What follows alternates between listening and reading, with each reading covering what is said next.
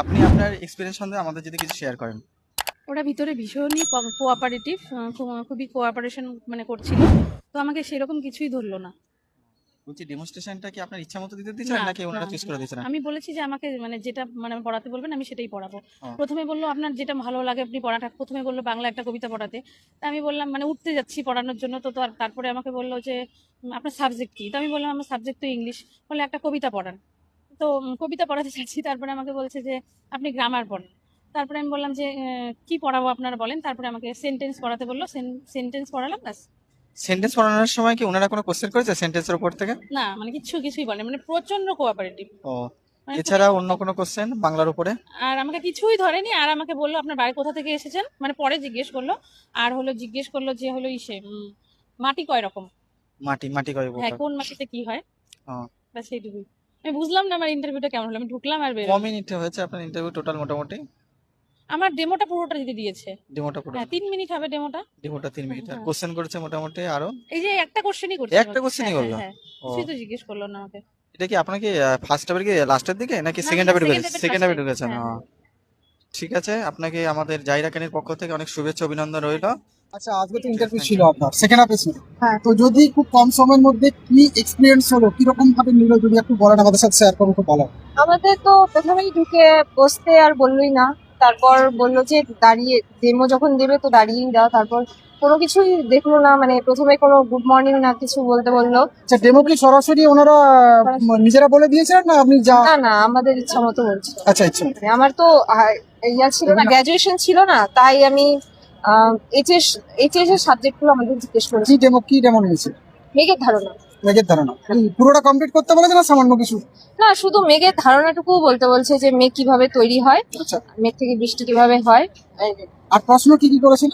প্রশ্ন করেছিল আর্দ্রতা কাকে বলে, মানে আর্দ্রতা কোন সময় হয়, শীতকালে নাকি বর্ষাকালে হয়। আচ্ছা, তো আমি বললাম বর্ষাকালে। তারপর শুধু বলছে আর্দ্রতা কি জানো, তো আমার আর্দ্রতা সেরকম জানা ছিল না। আর কি জিজ্ঞেস করেন? আর ওই আহ, আমার হায়ার সেকেন্ডারিতে ছিল সংস্কৃত। তো আমাকে সংস্কৃত থেকে বলেছিল যে কয়েকজন পুরনো যে ছিলেন। মনীষী, মনীষী হ্যাঁ, বা কবি, হ্যাঁ, মানে লেখক। হ্যাঁ লেখক। তো আমি বলেছিলাম দুজনের নাম। তো বলেছেন নতুন কেউ, তো আমার সেরকম অনেকদিন আগেই করেছিলাম আমি, তো আমার সেরকম জানা ছিল না। তারপর আর কিছু বল। সংস্কৃত সাবজেক্ট ছিল তো? না, না, আমার সাবজেক্ট মানে গ্রাজুয়েশনে ছিল না, গ্রাজুয়েশনে আমার হয়নি, তো আমি HSC এইচএস। হ্যাঁ, তার থেকে। ঠিক আছে, অল ওভার মোটামুটি ভালো হয়েছে, বেস্ট অফ লাক, দেখা যাক বাকিটা। দেখা যাক কিরকম। আজকে তো আপনার সেকেন্ড হাফে ইন্টারভিউ ছিল, তো না, ফার্স্ট হাফে ছিল। ফার্স্ট হাফে ছিল। কোচবিহারের কোথা থেকে আসছে? আমি কোচবিহার জেলার পল্লীবাড়ি থানা অন্তর্গত বানেশ্বর থেকে এসেছি। আচ্ছা, আচ্ছা।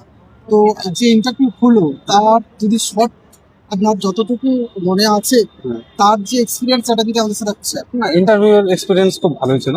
আচ্ছা, আমি শুরুতে যখন ভিতরে গেলাম, ভিতরে যাওয়ার পর আমাকে সাইন করতে বললো। সাইন করার পর বসতে বললো। বসতে করার পর বললো যে আপনার সম্পর্কে মানে আপনার ডিপভাবে বলুন, মানে আপনার যে এটাকে কি বল ইনফো ইয়া মানে নিজের হ্যাঁ, নিজের সম্পর্কে ডিপ ভাবে বলুন। তো আমি বললাম যে সবকিছু বললাম, এত সালে মাধ্যমিক, এত সালে এই কলেজ থেকে মাধ্যমিক। তারপরে বললো ঠিক আছে। তো আমার ছিল ইতিহাস অনার্স। তো সেই ইতিহাস অনার্স, আপনার যেহেতু ইতিহাস ছিল, তো ইতিহাস থেকে একটা ডেমো দিন। বললো যে আগুনের ব্যবহারটা দিন। আমিও আগুনের ব্যবহার দিলাম। দেওয়ার পরে বললো যে ঠিক আছে, তো বসুন। বসার পরে আমাকে শুধু একজন ম্যাম ছিল, ম্যাম কোশ্চেন করলো যে অপসর অনসরের ডেটটা। তো বললাম 4 জুলাই আর 3 জানুয়ারি। তারপরে বললো যে এই সমবাহু ত্রিভুজ কাকে বলে। বললাম যে যার 3টি বাহুই সমান তাকে সমবাহু। ভালো হয়েছে তাহলে? হ্যাঁ, ভালো হয়েছে। আর বেশি মনে রাখে উনি তো? না, 4 মিনিট হয়তো। 5 মিনিট। অল ওভার ভালো হয়েছে, বেস্ট অফ লাক। দেখুন প্যানেলের নাম থাকলে আশা করি আমরা ইন্টারভিউ ছিল, ইন্টারভিউয়ের অভিজ্ঞতা সম্বন্ধে আমাদের যদি কিছু শেয়ার করেন। প্রথমে আমি ঢুকলাম, ঢোকার পর আমাকে নিজের ইন্ট্রোডাকশন সম্পর্কে কিছু জিজ্ঞেস করেনি। শুধু বললো সাবজেক্ট কি ছিল, হাইয়েস্ট কোয়ালিফিকেশন কি ছিল, তারপর সাবজেক্ট কি ছিল সেটা বললাম। তারপর বললো যে সাবজেক্ট থেকে 2-1 প্রশ্ন জিজ্ঞেস করার পরেই বললো যে আপনি পরিবেশ থেকে একটা ডেমো দিন। তা আমি তখন বললাম ঠিক আছে ম্যাম। তখন বলছে যে না, পরিবেশ মানে পরিবেশ কয় প্রকার, পরিবেশ কি সেটা বিষয়ে বলুন। তো তখন আমি বললাম সেটা আমার রেডি নেই। তখন আবার বললো যে ঠিক আছে তাহলে ইংরেজি পার্ট অফ স্পিচ থেকে দিন। তখন আমি বললাম যে ঠিক আছে আমি অ্যাডভার্বটা দিচ্ছি। তখন বললো যে না আপনি টেন্সটা দিন, এরকম করছে। তো দেন আমি একটু নার্ভাস হয়ে গেছিলাম, তো বললো ঠিক আছে আপনি আগে ইন্টারভিউটা দিয়ে নিন, তারপর ডেমোটা। আচ্ছা, আপনার যে লাস্ট কোয়ালিফিকেশন ওটা কোন সাবজেক্টে ছিল? বাংলাতে। বাংলাতে। হ্যাঁ, তারপর আর- বাংলা থেকে জিজ্ঞেস করলো কোন কোন উপন্যাস পড়া আছে, সেগুলো সেই সব উপন্যাসগুলো প্রাথমিক বিদ্যালয়ের বাচ্চাদের আপনারা কিভাবে হেল্প করবে বা সেটা- কিভাবে বোঝাবেন সেই সব বিষয়ে। আচ্ছা, ওই যে বারবার আপনাকে চেঞ্জ করে দিচ্ছে, প্রথমে হ্যাঁ, পরিবেশ বলছে, একবার টেন্স বলছে, আর হ্যাঁ, মাঝখানে হ্যাঁ, কি বললো যেন? তারপর শেষে বললো যে রবীন্দ্রনাথের কোনো পাঠ্য থেকে বা কোনো পাঠ্যে কোনো কবিতা রয়েছে সেটা থেকে ডেমো দিন পরে। আচ্ছা, এই যে বারবার যে চেঞ্জ করে দিচ্ছে ডেমোস্ট্রেশন যে আর্গুমেন্টটা হচ্ছে, ওনার কি মানে কথোপকথন কি ওনার নিজেদের মধ্যে করছে, একজন স্যারই বলছেন নাকি না না, সবাই বলছে। সবাই মানে আলোচনা করছে, মানে তিনজন টেবিলে বসে রয়েছেন, মানে এক একজন এক এক রকম বলছেন? ঠিক আছে, একজনই বেশি চেঞ্জ করাচ্ছিল, change বাকিরা করাচ্ছেন। কোঅপারেটিভ ছিল। তা লাস্টে ফাইনালি আপনি আমি রবীন্দ্রনাথের রবীন্দ্রনাথ কবিতা থেকে ঠাকুরের উপরে উপন্যাসের উপরে কোনো কবিতা থেকে। কবিতা থেকে দিয়েছেন? কোন কবিতা আপনার? বহুদিন ধরে। হ্যাঁ, বহুদিন ধরে। আচ্ছা, বলছি এই কবিতা যখন পড়াচ্ছিলেন তখন আপনি তখন মোটামুটি গোটাটাই হয়ে গেছিল, তারপর বোর্ড ওয়ার্কিং করেছিলেন, হ্যাঁ। ছবি এঁকেছিলেন, রবীন্দ্রনাথ ঠাকুরের না ছবি না না, এঁকেছিলেন? আমি শুধু কবিতার নাম লিখেছিলাম, রবীন্দ্রনাথ ঠাকুরের নাম লিখেছিলাম, দিয়ে বোঝাতে গেছিলাম, তখনই উনি বললো যে ঠিক আছে। মানে পুরোটা দেখিনি, আমি দিয়েছেন মাঝখানে। আর এই ছাড়া আপনাকে কোনো সিচুয়েশন বেসিক কোনো কোশ্চেন করেছেন ওনারা? না না। বাচ্চাদের কিভাবে মেনটেন করতে হবে, শিশুদের, সেসব কোনো হ্যাঁ, question? ওনারা জিজ্ঞেস করেছিল শুধু যে এই যে মানে আমাদের সময়ে, আগের সময়ে যেমন বাচ্চাদের মারা হতো, মেরে শাসন করা হতো, এখনকার দিনে সেটা কি আপনি সেটা করবেন কি করবেন না, এটাকে জিজ্ঞেস করেছিল। এটা বলেছেন।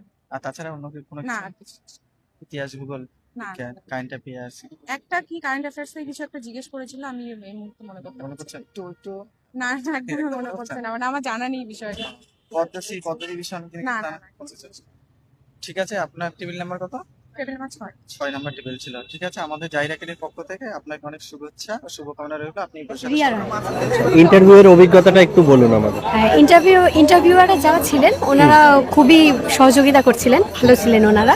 আচ্ছা, আমাকে ভালোই কোশ্চেন জিজ্ঞেস করেছে, যেমন এনসিটির ফুল ফর্ম কি, তারপরে জিজ্ঞেস করলো যে ইংলিশ অনার্স নিয়ে পড়েছো, তোমার ফেভারিট রাইটারের নাম বলো একজন, তারপরে একটা পোয়েমের নাম বললো, মানে পোয়েমের লাইন তুলে কোশ্চেন জিজ্ঞেস করলে কে লিখেছেন, তারপরে আর জিজ্ঞেস করলো তুমি এবিসিডি বাচ্চাদের কিভাবে পড়াবে, ওটাই ডেমনস্ট্রেশন ছিল আমার আর কি। আমি বললাম যে স্যার আমি কি এটা বোর্ডে দেখাতে পারি, তখন জিজ্ঞেস করলো ওনারা, বললো হ্যাঁ তাহলে এটাই ডেমনস্ট্রেশন হয়ে যাক, দেখিয়ে দাও, এই তো। আর হলো আর কিছু কোশ্চেন করেছে, মানে বাচ্চাদের কিভাবে পড়াবো, এই ধরনের দু একটা কোশ্চেন করেছিল।